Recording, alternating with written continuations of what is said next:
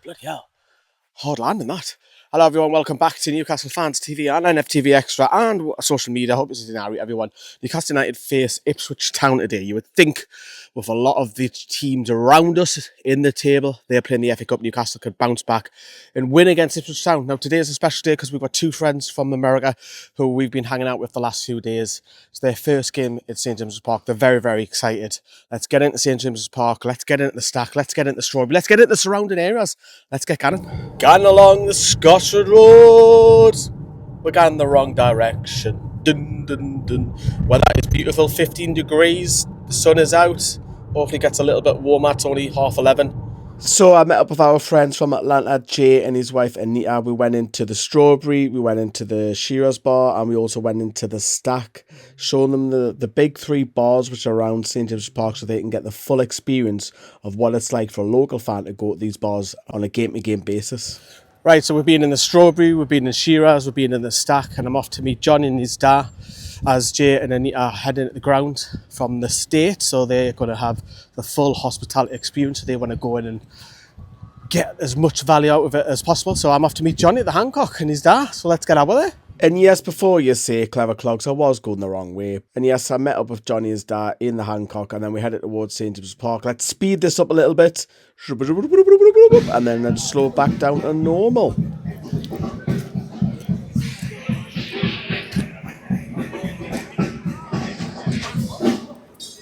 This is the view from my turnstile. If I look out, you've got the Strawberry over there, you've got the Wellbar Central to the right. Fans are starting to make their way in. Let's get inside. So we're all checking up on the team news. Eddie Howe was back from his illness, which is great to see. One change, Joe Linton is out the side with a knee injury. Joe Willock comes back into the side. Anthony Gordon has to stay on the bench.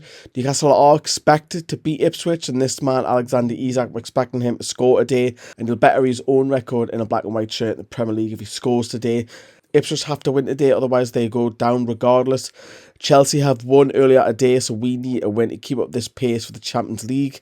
Lads are warming up, they're going to go back into the dressing room and come back out. Let's join the lads as they make their way onto the pitch from the tunnel. And Newcastle get off to a good start, thanks to a penalty through the Swede himself.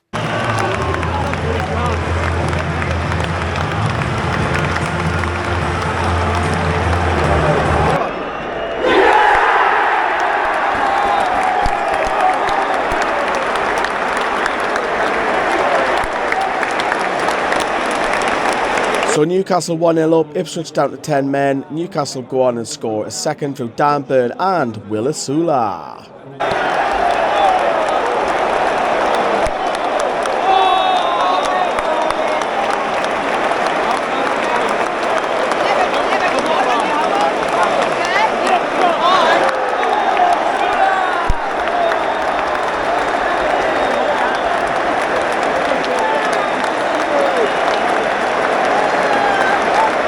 So Newcastle win 3-0, and I have a stat for you. 78 ball possession that Newcastle had, which is the highest by any team so far in the Premier League this season. Newcastle pick up 3 vital points. Unfortunately, Ipswich are relegated.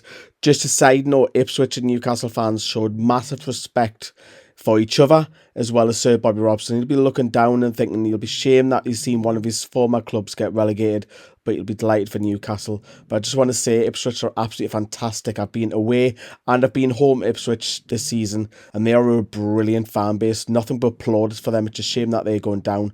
Newcastle pick up 3 massive points to go back into third. Pressure is on the likes of Aston Villa, Chelsea, who have won, of course, Man City, and Nottingham Forest. Newcastle are in the driving seat. They've got some tough fixtures coming up, let's not deny that.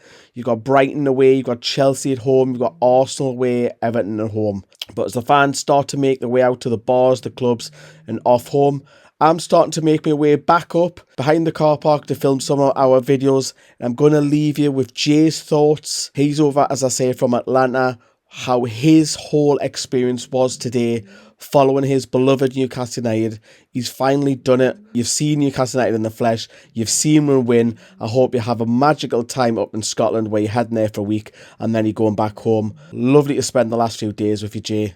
For me to be speechless, but I really was. I don't think I said a word As I came through and the match started for about 5 minutes, it was overwhelming. I've followed this club 2002, my first full season, 2003, 2004. I've been meaning to come here for 20 years.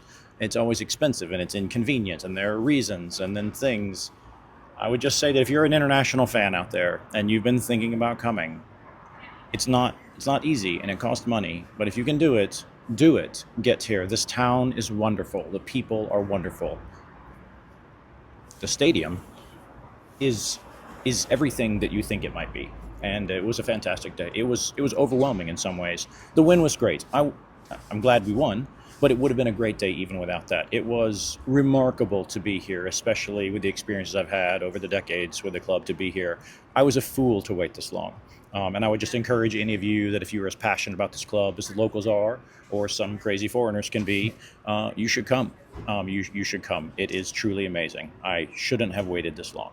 It's been a privilege to spend the last 3 days with you. Yeah. It has.